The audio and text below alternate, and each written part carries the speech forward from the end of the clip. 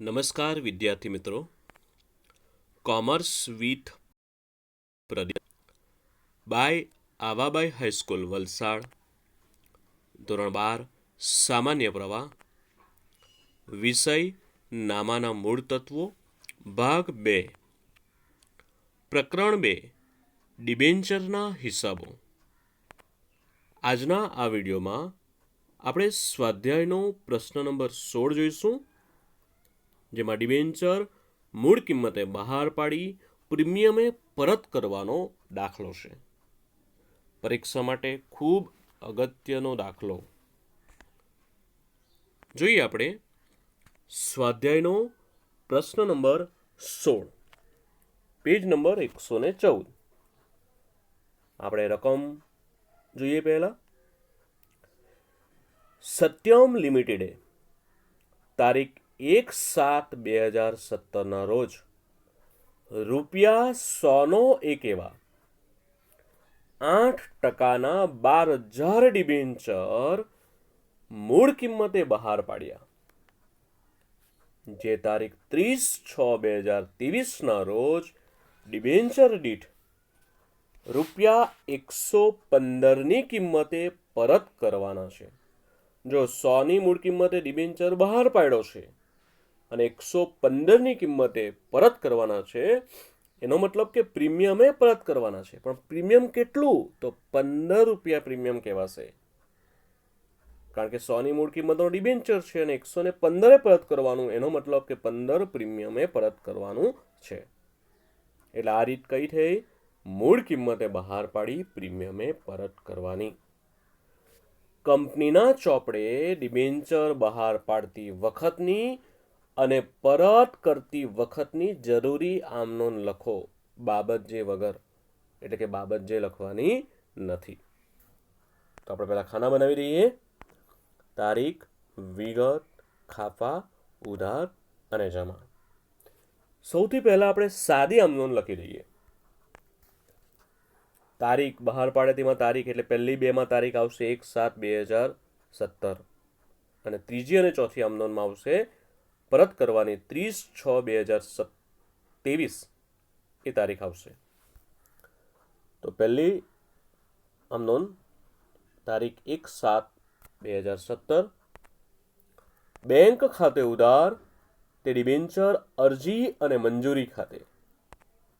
બીજી આમનોંધ ડિબેન્ચર અરજી અને મંજૂરી ખાતે ઉધાર તે ડિબેન્ચર ખાતે. ત્રીજી આમનોંધ ડિબેન્ચર ખાતે ઉધાર તે ડિબેન્ચર હોલ્ડર્સ ખાતે. ચોથી આમનોંધ ડિબેન્ચર હોલ્ડર્સ ખાતે ઉધાર તે બેંક ખાતે. હવે આ દાખલામાં મૂળ કિંમતે બહાર પાડ્યા છે ડિબેન્ચર અને પ્રીમિયમે પરત કરવાના છે. તો પ્રીમિયમે પરત કરી એટલે 3 બાબત આપણે એડ કરવાની છે, તમને ખ્યાલ છે જ. તો આપણે બીજી આમનોંધમાં પહેલા એડ કરીશું ડિબેન્ચર બહાર પાડતા થયેલ નુકસાન ખાતે ઉધાર.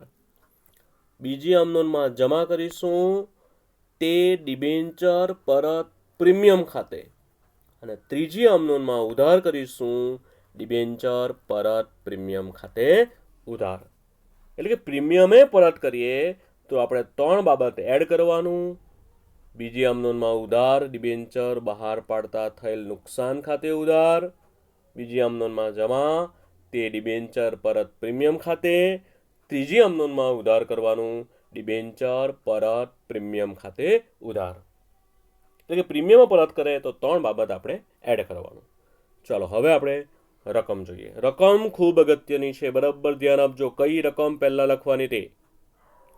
ચાલો પહેલા જ આપણે, મેં તમને અગાઉ પણ જણાવેલું છે કે પહેલા આપણે બીજી આમનોંધમાં જે જમા છે ડિબેન્ચર ખાતે જે છે તેની રકમ પહેલા આપણે લખવાનું. ચાલો લખીએ આપણે. કેટલા ડિબેન્ચર બહાર પાડ્યા? તો 12,000 ડિબેન્ચર બહાર પાડ્યા. એટલે 12,000 ગુણ્યા કેટલાનો છે? કેટલાની મૂળ કિંમતનો? તો ₹100ની મૂળ કિંમતનો છે. તો ગુણ્યા 100 એટલે 12,000 ગુણ્યા 100 એટલે આવશે 12 લાખ. ચાલો હવે આપણે પ્રીમિયમની રકમ લખીએ, ડિબેન્ચર પરત પ્રીમિયમની. તો 12,000 ડિબેન્ચર છે ગુણ્યા પ્રીમિયમ કેટલું? તો 115 પરત કરવાનું છે અને છે ડિબેન્ચર 100નો, એટલે પ્રીમિયમ કહેવાશે 15. એટલે 12,000 ગુણ્યા 15 કરીશું એટલે આવશે 1,80,000. હવે જેટલું ડિબેન્ચર પરત પ્રીમિયમ એટલું જ ડિબેન્ચર બહાર પાડતા થયેલ નુકસાન પણ કહેવાય. એટલે રકમ આવશે 1,80,000. હવે જમા 12 લાખ અને 1,80,000. હવે ઉધાર 1,80,000 કર્યા છે એટલે બીજા 12 લાખ ઉધાર કરવા પડે.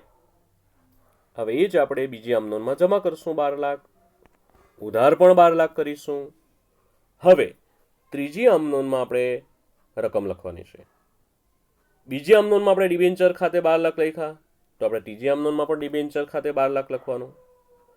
બીજી આમનોંધમાં ડિબેન્ચર પરત પ્રીમિયમ ખાતે આપણે 1,80,000 લખ્યા, તો ત્રીજી આમનોંધમાં પણ ડિબેન્ચર પરત પ્રીમિયમ ખાતે ઉધાર 1,80,000 લખવાનું. ચાલો, ત્રીજી આમનોંધમાં આપણે ઉધાર રકમ લખી દીધી, તો હવે જમા રકમ લખવાની છે.